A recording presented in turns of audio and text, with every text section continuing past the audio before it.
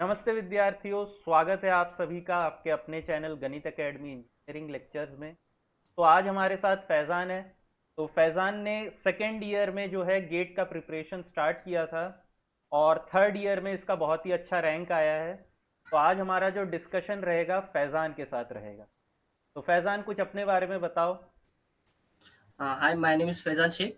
मैंने third year में electronics and communications paper से 1587 रैंक लिया है।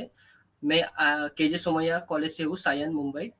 और मैंने राहुल सर से signals and systems, network theory, ये सारे सब्जेक्ट्स पढ़े थे। Yes sir. अच्छा, तो बहुत बढ़िया। तो सबसे पहले फैजान ये बताओ, मतलब तुम तो सेकंड ईयर में, यूजुअली हमने ऐसे देखा है कि जो थर्ड ईयर में बच्चे देते हैं वो तो मतलब इतना सीरियसली देते नहीं हैं। तो तुमने जब सेकंड ईयर में स्टार्ट किया तो तुमको पता कैसे चला गेट के बारे में सबसे फर्स्ट टाइम? सर, एक्चुअली मैंने विद्यारंकर क्लासेस, नॉर्मली जो सब्जेक्ट्स होते हैं ना कॉलेज के, उसके लिए एनरोल किया था। अच्छा। और उसके थोड़े दिन बाद मुझे ऐसा कॉल आया कि आप गेट क्लासेस के लिए एक डेमो लेक्चर देख सकते हैं। तो मैंने वो लेक्चर एक्चुअली ज्वाइन किया और फिर मुझे ऐसा लगा कि गेट मुझे कॉलेज के लिए हेल्प कर सकता है। उसलिए मैंने गेट को अप्रोच किया, ना कि एमटेक या फिर अच्छा। पीएसयू के लिए। मेरा ऐसा इंटेंशन नहीं था कि मैं गेट ये एग्जाम दूं। मुझे ऐसा लगा कि कॉलेज में अच्छा कंसेप्ट क्लियर हो जाएंगे और कॉलेज में बहुत ज्यादा मार्क्स मिल सकते हैं, इसलिए मैं उस इंटेंशन से ज्वाइन किया पहले। लेकिन सेकेंड ईयर में तुमने जो स्टार्ट किया और तुमने जो एंड तक अपना 1500 रैंक मेंटेन किया, मतलब बहुत से ड्रॉपर्स भी ऐसे हैं जो कि रैंक इतना अच्छा मेंटेन नहीं कर पाए। तो ऐसे में तुमने मतलब इसको किया कैसे, मतलब मोटिवेशन क्या था? पीएसयू की हमको एमटेक करना है अभी, मतलब फाइनल ईयर में तो दोगे फिर से गेट और इम्प्रूव भी बहुत अच्छा करोगे क्योंकि मैंने तुमको खुद पढ़ाया है तो मुझे पता है। तो क्या मतलब तुम्हारा क्या रहेगा, एम क्या रहेगा पीएसयू के लिए, कि तुम एमटेक करना चाहते हो? सर, अभी तो मुझे एमटेक के लिए ही जाना है। एमटेक के लिए हाँ, जाना है। एमटेक के लिए जाना है। तो ठीक है, बहुत बढ़िया, ये और बहुत सर, आपने अच्छा है। पूछा था कि मोटिवेशन मोटिवेशन ऐसा ऐसा था कि मुझे सब्जेक्ट जो पढ़ा रहे थे, पहली बात सर बहुत अच्छे थे। बहुत इजी टू अप्रोच थे। जब भी सवाल करते थे वो जवाब देते थे। उनका नंबर भी था मेरे पास, तो मैं कितने भी बजे उनको व्हाट्सएप करूँ मुझे रिप्लाई करते थे। और मुझे कुछ अच्छे दोस्त भी मिल गए थे। एक एक था साहिब वाधवा, अच्छा। जिन्होंने मुझे स्टार्टिंग में बहुत हेल्प किया। उन्होंने मैं जब भी कोई में नोट्स मिस हो जाते थे मैं उनसे मांगता था, कोई भी डाउट्स होता था वो क्लियर करवाते थे। तो ऐसा ऐसा बनता गया थोड़ा। नहीं, ये और तो अब ये बहुत सही बात बोले, प्रिपरेशन के टाइम में हमें बहुत से फ्रेंड्स बहुत हेल्प करते हैं। ठीक जी है, तो सर। ये बहुत एक इम्पॉर्टेंट होता है कि आज व्हाट्सएप ग्रुप बनाते, टेलीग्राम ग्रुप बनाते, तो वहाँ पे अगर एक गुड मतलब हमारा सर्कल रहता है तो फिर वो प्रिपरेशन में बहुत हमको हेल्प करता है। ये बात तो सही है तुम्हारी, बिल्कुल। हाँ सर। तो जैसे स्टार्टिंग में मुझे साहिब ने हेल्प किया नोट्स भेजने या फिर कुछ डाउट सॉल्व करने। वैसे लास्ट के 3-4 मंथ्स में मुझे पार्थ नाकर ने भी हेल्प किया, जिसको ऑल इंडिया रैंक 75 आया है इसी पेपर में। तो ऐसा मुझे दोस्त लोगों की वजह से भी बहुत हेल्प हुआ। उसके अलावा मुझे सब्जेक्ट्स में भी बहुत ज़्यादा इंटरेस्ट था। हम्म। ऐसा नहीं था कि ऐसे उठ के आ गए। मुझे थोड़ा उसके बारे में पता था। 11-12 में मुझे इससे थोड़ा खेलने की आदत थी, फिजिक्स अच्छा। वगैरह से। उतना अच्छा नहीं था लेकिन मुझे इंटरेस्ट था, इंटरेस्टिंग था ये सब सब्जेक्ट्स। उस समय थोड़े फैकल्टीज उतने अच्छे नहीं मिल गए थे, लेकिन मुझे सब्जेक्ट्स काफ़ी पसंद है उस समय भी और अभी भी। इसीलिए मेरा ऐसा कुछ मोटिवेशन नहीं था कि इतना घंटा पढ़ना है। हफ्ते में सिर्फ 2 दिन क्लास होते थे, तो बस 2-2 घंटा अटेंड करना है सैटरडे संडे, रिवाइज करना है। कुछ डाउट्स है तो सर को पूछना है या फिर फ्रेंड से पूछना है।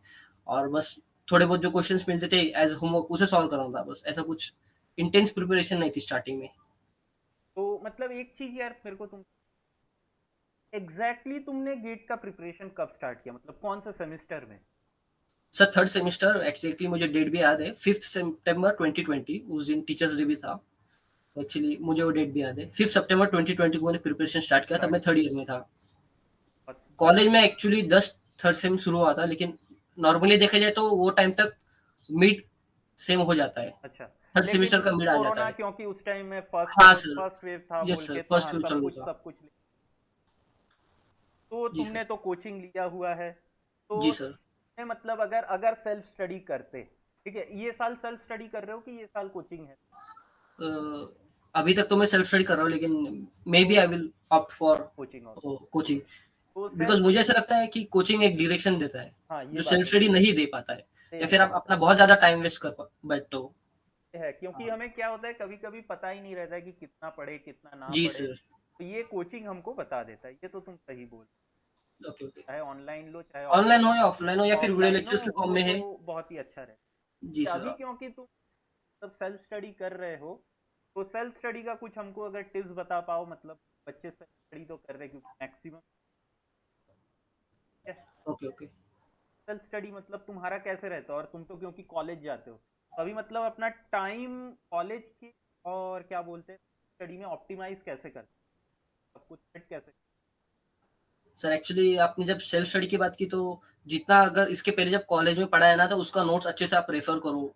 कंसेप्ट क्लियर रखना मेन है कि कंसेप्ट क्लियर रखना। जब आप कंसेप्ट क्लियर रखते हो तो क्वेश्चंस बन जाते हैं, और फिर क्वेश्चंस बनते हैं फिर अपने आप कॉन्फिडेंस बढ़ते जाता है। बात तो सही। सबसे मेन है कि आप कंसेप्ट अपनी क्लियर रखो। इसके पहले जितने भी सब्जेक्ट्स आपके कॉलेज में हुए हैं या फिर कहीं पर भी हुए, इसके आप कंसेप्ट क्लियर रखो। या फिर आप सिलेबस का एक कॉपी बना के देख लो, कौन से कंसेप्ट सीखने हैं, कौन से आपके वीक है, कौन से स्ट्रांग है। और जो वीक कंसेप्ट है उसको आप कहीं से देख सकते हो, यूट्यूब रेफर कर सकते हो, या फिर ऑनलाइन फ्री पीडीएफ बुक्स भी अवेलेबल होते हैं, वहां से आप देख सकते हो। और अगर आप कोचिंग नहीं अफोर्ड कर सकते हो, अब मुझे लगता है कॉलेज के टीचर्स या प्रोफेसर से अच्छे से पूछ सकते हो कि ये कंसेप्ट मुझे कहाँ से मिलेगा, यहाँ से कहाँ से अच्छे से सीखने मिल सकता है, ये सारी चीजें। ये बात तुमने बिल्कुल सही कहा। जी सर। कल क्या होता है कि जो कॉलेज गोइंग स्टूडेंट रहते हैं ना वो ज़्यादातर जाना नहीं चाहते प्रोफेसर के पास, उनको क्या लगता है कि टीचर पता ही नहीं जी है ना। सर। तो ये बहुत गलत बात है। ठीक है, टीचर को पता रहता है चीज़ें, लेकिन अगर आप प्रोएक्टिवली टीचर के पास नहीं जाओगे, उनसे बात करोगे, तो फिर वो भी कोई इंटरेस्ट दिखाते नहीं है। तो राइट ये सर चीज़ राइट। तो बहुत तुमने। और एक चीज मैं पूछना चाहूंगा कि तुम्हारा मतलब तुम्हारा टेस्ट सीरीज देने का अप्रोच कैसे था, कैसे तुमने टेस्ट सीरीज को ऑप्टिमाइज किया अपने प्रिपरेशन के दौरान? सो ऑनेस्टली मैंने ज्यादा टेस्ट सीरीज दिए नहीं, टोटल 8-9 सब्जेक्ट्स थे, तो मैंने हर सब्जेक्ट का केवल एक एक टेस्ट दिया था और एक फुल लेंथ टेस्ट दिया था। मैं जनवरी के महीने में सिर्फ इतना किया था, उसके पहले मैं सिर्फ क्वेश्चंस और कॉन्सेप्ट्स पे ही ज्यादा फोकस कर तुम्हारा रहा था। फोकस था, ठीक जी है। सर। ये सही बात है, हाँ ठीक क्योंकि है। अभी क्योंकि सेकेंड ईयर से थर्ड ईयर में अप्लाई किए हो तो इसी वजह से टेस्ट सीरीज अगर कम भी दिए तो कोई इतना इशू नहीं, तो वो तो सही है। टेस्ट और सीरीज का एक फायदा होता है कि आप बिल्कुल अलग अप्रोच से क्वेश्चन को देखने लग जाते हो। हाँ, ये बात तो जैसे आप जैसे आप प्रीवियस ईयर क्वेश्चंस करते हो तो वो तो गेट का अप्रोच होता है, लेकिन जब आप किसी क्लासेस का जब टेस्ट सीरीज देते हो तो क्लासेस का भी एक अप्रोच आपको पता चलता है कि ये क्वेश्चन को मैं कम टाइम में सॉल्व कर सकता था, या फिर मैं क्वेश्चन को स्किप भी कर सकता था, लास्ट में करता था, बहुत लेंदी क्वेश्चन था। तो ये सारी चीजें टेस्ट सीरीज बहुत ज्यादा हेल्प करती है। ये तो इस ये सीरीज को बहुत अंडर एस्टिमेट बिल्कुल नहीं करना बिल्कुल चाहिए। नहीं। मैंने गलती बात किया था ये, लेकिन हाँ, मुझे लगता थोड़ा है सा टेस्ट सीरीज मेरे बहुत को ज्यादा हेल्प करता है। थोड़ा सा मेरे को लगता है कि यहाँ पे तुम इम्प्रूव कर सकते थे, अंडर वन जी सर। थाउजेंड आ सकते थे अगर हम टेस्ट सीरीज में थोड़ा सा और मतलब अगर स्ट्रेस आउट कर, ये एक चीज, ये भी कोई बात नहीं। अब क्योंकि तुमको तो फाइनल ईयर में देना है, so I am expecting that you will get a very good rank in your final year. Thank और यू सर। जैसे कि और एक चीज मैं बोलना चाहूंगा कि तुम पीवाई क्यूज जैसे कि ईसी के हो, तो जी सर। पीवाई क्यूज तुमने कैसे कैसे उसका अप्रोच कैसे था, क्योंकि बच्चे ना ज्यादातर यही पूछते हैं कि हम ईसी के हैं, क्या हमें आईएन का पीवाई क्यू सॉल्व करना चाहिए या डबल ई का पीवाई क्यू सॉल्व करना चाहिए। ये एक बहुत बड़ा ये होता है कॉमन सब्जेक्ट्स के जैसे पीवाई क्यू। ठीक है, ओके। तो ये तुमने किया था कि नहीं? सर एक्चुअली मैंने कॉमन सब्जेक्ट्स तो सारे ब्रांचेस के नहीं किए एक्चुअली। विद्यालंकार जो क्लासेस है ना, उसके जो बुक्स होते हैं ना, पहले मैंने वो क्वेश्चन सॉल्व किया। उसमें प्रीवियस ईयर क्वेश्चंस नहीं होते, उसमें बेसिक कंसेप्ट्स के क्वेश्चंस होते हैं ना। पर सब्जेक्ट लगभग 150 क्वेश्चंस होते हैं। उसके अलावा जो हमारे क्लासेस में एक ट्यूटोरियल शीट नाम से एक शीट आती थी, या फिर नॉर्मल क्लास शीट आती थी, उसे 2 बार प्रैक्टिस करो, उसे सारे कंसेप्ट क्लियर करने की कोशिश करो। उसके बाद मैं प्रीवियस ईयर क्वेश्चंस पे जाता था और सिर्फ इसी ब्रांच के सॉल्व करता था। तो मैं आईएन या फिर डब्ल्यू वाले ब्रांचेस के सॉल्व नहीं करता था, क्योंकि उतना टाइम मुझे मिला भी नहीं इस बार। लेकिन मुझे लगता है कि मेरा एक्चुअली मेरा जो बैकग्राउंड है वो क्लासेस का है, इसके में भी मेरी प्रिपरेशन अलग हो सकती है। लेकिन अगर आपके पास क्लासेस का बैकग्राउंड नहीं तो मैं आपको यही सजेस्ट कर सकता हूँ कि आप डबल और आईएन इनके प्रीवियस ईयर क्वेश्चंस भी आप सॉल्व करो। नहीं, ये तो मैं खुद बोलता हूँ कि मतलब मेरे स्टूडेंट्स को कि अगर मतलब ईसी इलेक्ट्रिकल आईएन से हो तो प्रीवियस ईयर क्वेश्चंस तीनों का सॉल्व करना। जी सर। क्या होता है, कंसेप्ट जो है ये रिपीट होते हैं, क्वेश्चन एग्जैक्टली कभी भी रिपीट नहीं, कंसेप्ट हाँ हमेशा सर। रिपीट होते हैं। ये एक है कि थोड़ा सा रैंक इम्प्रूवमेंट के लिए हमें ये करना चाहिए, ये बहुत ही एक अच्छा टिप है। और बहुत लोगों को यही प्रॉब्लम होता है कि जब जैसी कोई चैप्टर पढ़ लिया फिर प्रीवियस ईयर क्वेश्चंस पे जाते हैं, वो बनते नहीं है क्वेश्चंस इतनी इजीली, तो थोड़ा कॉन्फिडेंस भी डाउन होता है। लेकिन मैं आपको यही सजेस्ट करूंगा कि किसी भी कंसेप्ट का आपको हाउ एंड व्हाई 100% पता होना चाहिए। पर पता ये होना क्यों लग रहा है और कैसे लग रहा है। उसके बाद जो क्वेश्चन है वो तो सिर्फ एप्लीकेशन है। अगर आपको हाउ एंड व्हाई पता है तो आप आगे इजीली चेक कर सकते हो। थोड़ी मुश्किलात आएगी, अगर आप 10 में से 4 क्वेश्चन भी आप कर रहे हो तो अच्छी बात है। आप आगे जैसे आप आगे आगे बढ़ोगे आपसे क्वेश्चन पूरे बन जाएंगे। मुझे लगता है आपको कंसेप्ट 100% पता होनी चाहिए। आप टीचर्स को अप्रोच करना, क्लास में जितने हो सके उतनी पूरे कॉन्सेप्ट्स क्लियर करना, पूरे डाउट्स क्लियर करना। कोई भी बैगेज मत रखना, खासकर डाउट्स का। और हाँ ये क्वेश्चंस का बात तो बैगेज सही एक बार समझ में आता है, लेकिन कॉन्सेप्ट्स का बैगेज कभी भी मत रखना कि ये क्यों हुआ है मुझे समझ में नहीं आ रहा है। वही समय आप टीचर से कन्फ्रंट करना और वो क्लियर कर देना। और मोस्टली टीचर तो हेल्पफुल ही होते हैं। हाँ ये तो ऐसा सही है। और एक हाँ, चीज मैं पूछना चाहूंगा, मतलब इस बार तो जो ईसी का पेपर आया था ये थोड़ा सा मतलब बोल सकते हो मॉडरेट और टफ लेवल के बीच में, ट्रिकी था सर एक्चुअली। थोड़ा सा ट्रिकी था, थोड़ा लेंदी भी था, ये सुना है मैंने। तो एक यहाँ पे मैं ये पूछना चाहूंगा कि ईसी के लिए जो सबसे टफ या सबसे लेंदी सब्जेक्ट्स होते हैं ये क्या होते हैं? एज अ सब टीचर मुझे तो फील होता है मतलब ईएमटी हो गया, कम्युनिकेशंस कम्युनिकेशन, ये दो सर, बहुत ही मतलब कम्युनिकेशन सर। कम्युनिकेशन यहाँ पे हमको भी लगता है कि सबसे पहले कम्युनिकेशन, उसके बाद मुझे लगता है एनालॉग। एनालॉग और कम्युनिकेशन जितना पढ़ो उतना कम ही लगता है, मुझे ऐसा लगता है। Analogue electronics. कितना भी उसे पढ़ लो, मैंने तो एनालॉग के सबसे ज़्यादा टाइम दिया था, लेकिन मुझे उतना आउटपुट मिला नहीं। लेकिन ठीक है, मुझे उससे हेल्प बहुत हो गया क्योंकि बाकी सब्जेक्ट्स को देखने का नज़रिया बदल जाता है, ट्रिक्स मिल जाती है, टिप्स मिलती है। तो जैसे कम्युनिकेशंस करने की वजह से सिग्नल्स पे भी अच्छा इफ़ेक्ट होता है। इफेक्ट आता है। हाँ, तो कभी-कभी 2 सब्जेक्ट्स का ओवरलैप जो होता है ना, उसमें आपको ज़्यादा हेल्प होता है, हेल्प होता है, मेरे सही हिसाब बोले। से। जैसे कि एनालॉग इलेक्ट्रॉनिक्स अगर देखोगे तो ईडीसी के साथ उसका बहुत जी सारा सर, जी लिंकअप सर। है ना, सिग्नल का कम्युनिकेशन के साथ है, कम्युनिकेशंस के साथ है। तो ये सब चीजें है थोड़ा। सिग्नल्स का जो है कंट्रोल सिस्टम के साथ भी लिंकअप जी है सर। बहुत सारा।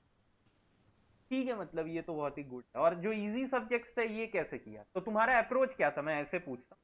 मतलब सबसे पहले टफ सब्जेक्ट्स किए कि सबसे पहले इजी सब्जेक्ट? नहीं, एक्चुअली में जो क्लासेस का फ्लो था मैं वही फ्लो से गया। अच्छा जैसे पहले वैसे। कंट्रोल्स था, उसके बाद सिग्नल्स हुआ, उसके बाद एनालॉग हुआ, तो ऐसे मिक्स था एक्चुअली। ऐसा कुछ ऐसा चाहिए ईज़ी था, फिर मीडियम, फिर हार्ड, ऐसा कुछ ये नहीं था अच्छा अप्रोच। अच्छा, कैसे था वैसे ही, जी सर। एकदम सिंपल। लेकिन तुमने रैंक बहुत ही अच्छा किया। मतलब सेकेंड ईयर में मैं यूजुअली नहीं देखता हूँ जो कि थर्ड सेम में स्टार्ट करते हैं और फिफ्थ सेम में जो एंड करते हैं वो लोग मतलब 1500 रैंक लेके आते हैं, तो ये यूजुअली इतना देखा नहीं जाता है। बट क्योंकि तुमने बहुत अच्छे से पढ़ाई किया, अपने नोट्स को बहुत अच्छे से मेंटेन किया और अपना जो मेंटल स्टेट है अपने ऊपर कॉन्फिडेंस रखा है एंड तक, तो ये बहुत बड़ी बात है। तो मैं अगर सच बोलूँ तो मैं सेकेंड ईयर थर्ड ईयर में अगर देता तो मेरे इतने अच्छे रैंक नहीं आते, because I was not that confident on my self that time. Usually बच्चों में नहीं आता है, लेकिन ये चीज़ मैंने देखा है कि जो बच्चे कॉन्फिडेंस लेके आते हैं, इतने साल से जो मैं टीचिंग कर रहा हूँ, तो जो सेकेंड ईयर या थर्ड ईयर में कॉन्फिडेंट हो जाते हैं अपने, usually they get a very good rank in their final.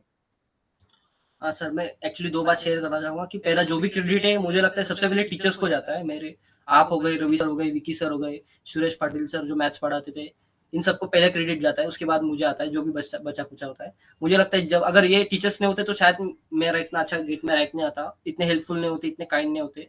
और दूसरी बात ये थी कि अपने ऊपर कॉन्फिडेंस रखना तो ज़रूरी है क्योंकि लाइफ में मैं इसके पहले बहुत सारे फेलियर्स देख चुका हूँ, तो ऐसी बात नहीं है। फेलियर से भी आदमी सीखता है और सक्सेस से तो ये तो एक्चुअली बहुत सही बोला हाँ तुमने यार। Sir, failure is a very good teacher and success is a bad teacher. Success का जो नशा है वो बहुत ज़्यादा बुरा होता है। तो मुझे ऐसा लगता है कि यंग एज में फेल होना ज़्यादा हेल्पफुल होता है। मैं यस, किसी ये नहीं कर रहा हूँ। फेल फेल होने से हम बहुत हाँ सारे सर। नए नए चीजें, जी सर। हाँ सर, फेल। आप लाइफ को हैंडल जैसे जब मैं 11th-12th में आईआईटी का प्रिपरेशन कर रहा था, और अगर कोई मुझे आके बोल देता कि तू आईआईटी नहीं करेगा, तो मतलब मेरा दिन पूरा 2-3 दिन खराब ही हो जाते थे। मुझे ऐसा मैं इमेजिन नहीं कर पाता था उस सिचुएशन कि मैं आईआईटी में नहीं जा सकता।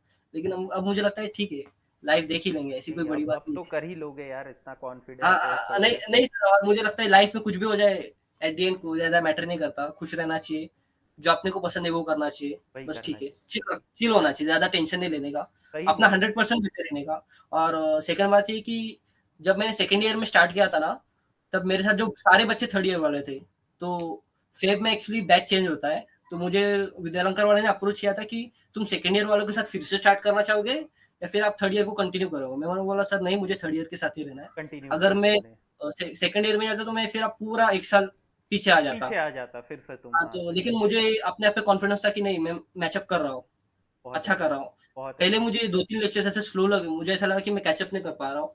लेकिन जैसे मैंने आपको कहा, मैं दोस्त लोग से हेल्प लेता था, ये कांसेप्ट्स कैसे सॉल्व करते हैं, इसे कैसे अप्रोच करते हैं, वो सब मैं उनसे पूछता था।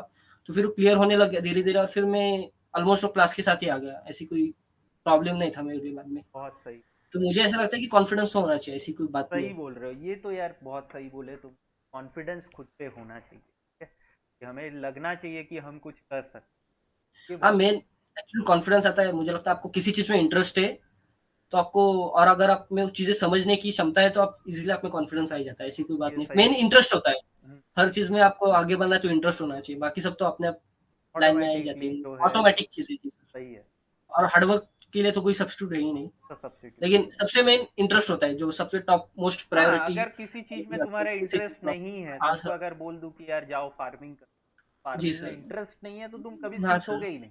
लेकिन जी अगर सर। वही तुम फार्मिंग में तुमको इंटरेस्ट आने लग गया, एक दिन आएगा कि जब तुम उसमें एक्सपर्ट बन जाओगे, क्योंकि हाँ लोगों सर। से देखोगे, सीखोगे, जो भी है सोर्सेस को कलेक्ट करने का कोशिश करते हैं। जिसको इंटरेस्ट होता है वो उसमें करता है, सक्सेस। हाँ सर, तो ये 2 चीज़ बहुत ज़्यादा ज़रूरी है। अगर कोई गेट देने वाला है, हाँ, तो मैं उसको यही सजेस्ट करूँगा कि अपना इंटरेस्ट क्या है, इसे फाइंड आउट करें। अभी बहुत टाइम है आपके पास। ऐसा नहीं होना चाहिए कि आपको एकदम 40 इयर्स के बाद आपको मालूम पड़ रहा है कि मुझे ये करना नहीं था। मूवीज़ में तो बहुत सारी बताया गया है, लेकिन ये मेरा पर्सनल सजेशन है कि अभी आपको पूछना है अपने आप से कि आपको क्या करना है। सही बात है। ऐसा क्या काम है कि जो आप जूनियर्स ज़िंदगी भर लोग कर सकते हो? के बहुत जूनियर्स लोग होते हैं कि दोस्तों के बहकावे में आके कोई नहीं सर, एमबीए ज्वाइन कर लिया है ना, नहीं सर, कैट ये कैट बात की बहुत। तैयारी कर रहे, या गेट की तैयारी कर रहे, लेकिन हाँ सर, एक्चुअली में वो उनका इंटरेस्ट ही नहीं है, उनका इंटरेस्ट नहीं इंटरेस्ट होता है। कोई दूसरा चीज होता है। तो वो हाँ, बाद में मेबी जब आप। एग्जाम जब सर, दे लेते हैं तब वो राइट सर। रिजल्ट के टाइम पे हमको लगता है कि नहीं यार, इसमें तो इंटरेस्ट नहीं था, हमें कुछ दूसरा करना चाहिए। हाँ सर, और मेन टाइम चला जाता है, बहुत हाँ, ज़्यादा। ये सही है, टाइम चला जाता है। मेरा तो यही सजेशन है कि पहले अपना इंटरेस्ट फाइंड करो, इंटरेस्ट फाइंड करने में, उसके बाद एक बार इंटरेस्ट फाइंड कर लिया तो बस उसके फिर। बाद हो जाए।